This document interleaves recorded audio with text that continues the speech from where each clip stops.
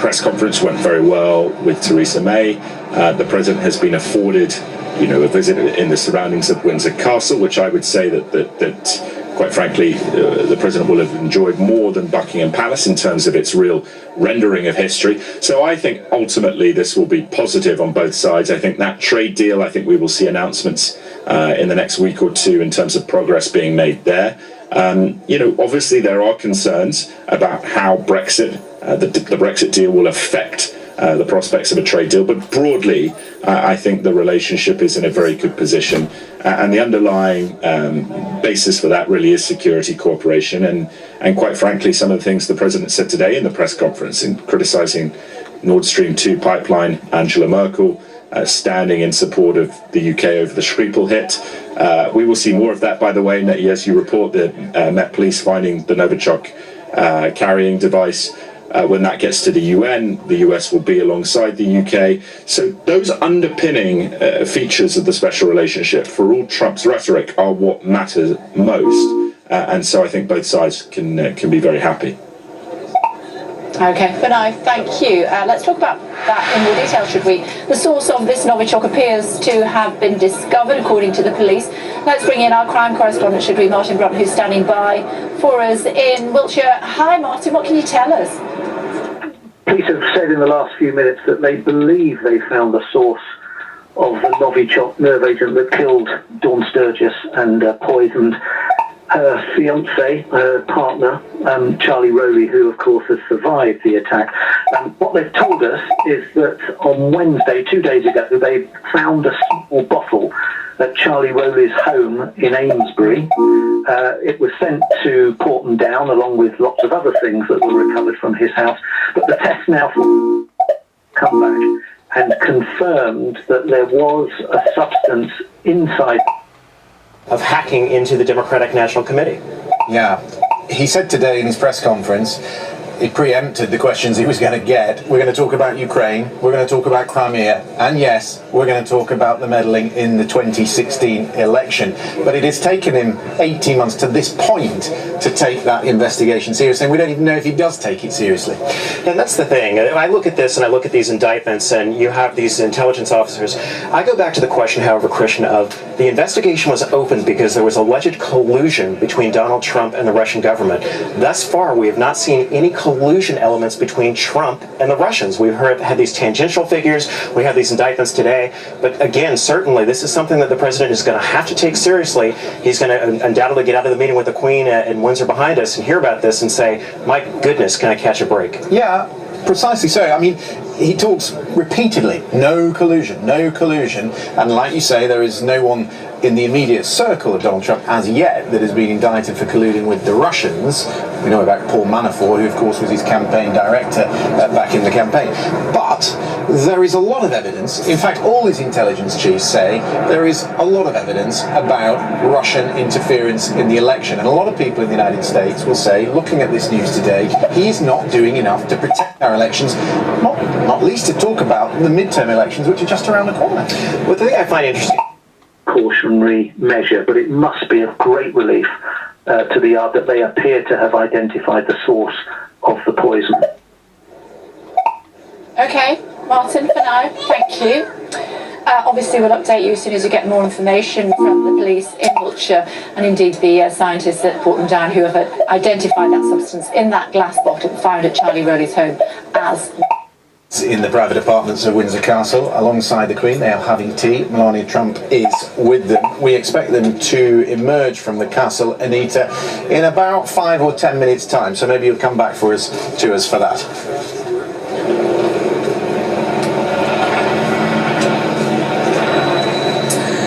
Christian, thank you. Yes, back here to Parliament Square. It's pretty quiet in Parliament Square behind me now because the focus of protest is now on Trafalgar Square.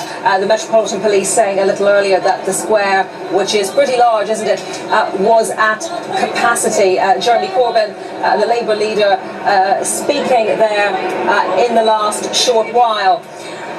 And of course, the day has been a day of protest, a coalition of protests, so many different interest groups involved in the various protest marches that have been going on. At the beginning of the day, we had the Trump baby balloon, the Trump blimp behind me here in Parliament Square. That drew a lot of attention, as you can imagine. Then we had Bring the Noise, we had Stop Trump, we had the Together Against Trump marches, all taking place, and the focus now, as I say, on Trafalgar Square.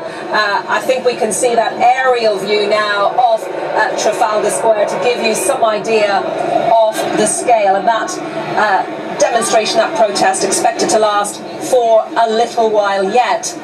But of course, it's not just in London that the protests are taking place. They've been happening in varying scales, from small to large, in many locations around the UK. And of course, there are protests going to be taking place in Scotland, where Donald Trump travels this evening for what will be the private part of this visit to the UK. And let's talk now to our Scotland correspondent, Lorna Gordon, who's in Glasgow.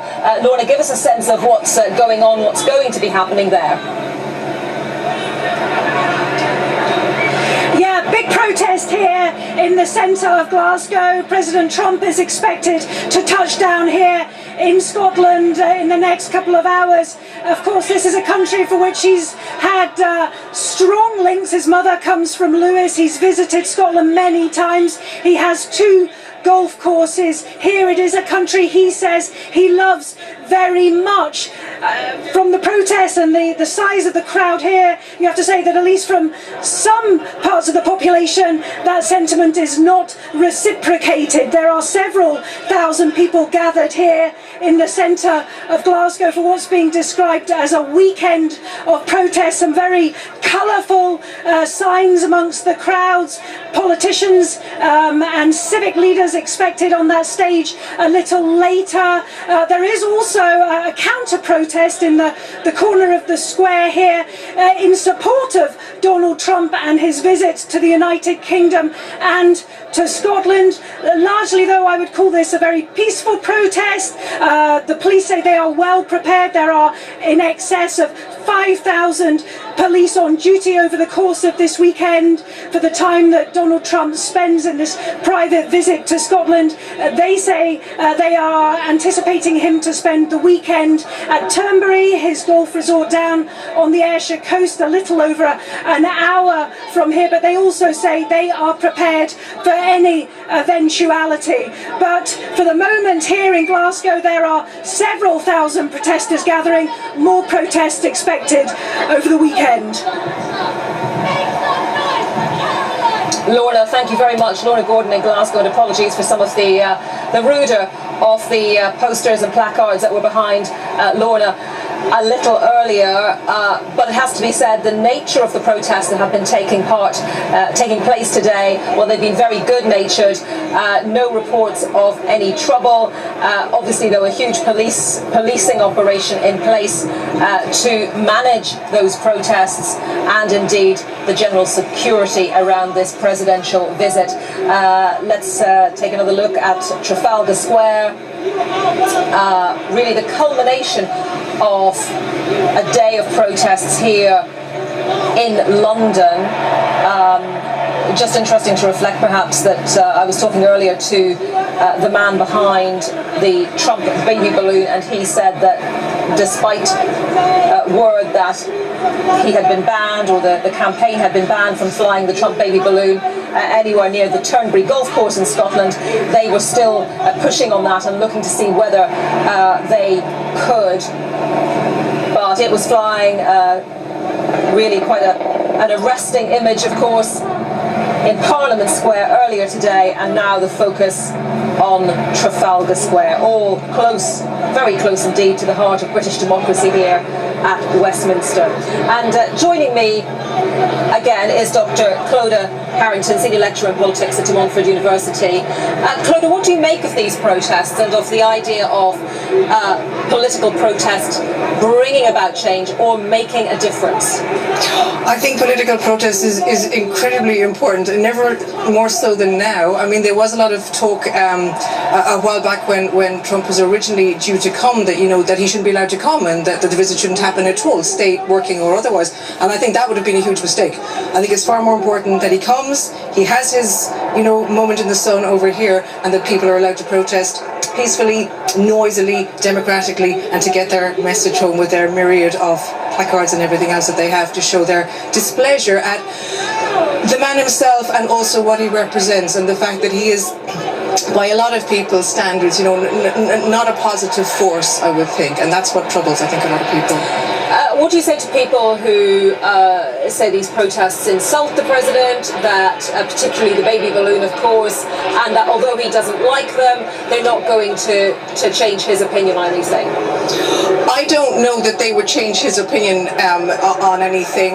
I'm sure he's not very pleased that they're taking place. I'm sure he's extremely aware that they are, because he is very mindful of his reputation and what the media says and what happens on social media. So there's that. But I think there's a much bigger point here in terms of, the kind of path of progress is dependent on an awful lot of other people beyond just the president. So we need to sort of get the message out that, this kind of language, this kind of focus is not particularly constructive, and it's actually a good thing to get out there in the streets and have your voice heard. And what was the atmosphere like when you were down among the protesters earlier, and talk to us about the variety of people that you saw? Well, the very first protester I saw was an older lady with a baby in a buggy. I mean, he was just a little toddler, and he had a cardboard sign saying "Babies for Peace." And it was sweet, it was fun, and it made me think, seeing a kind of an age range,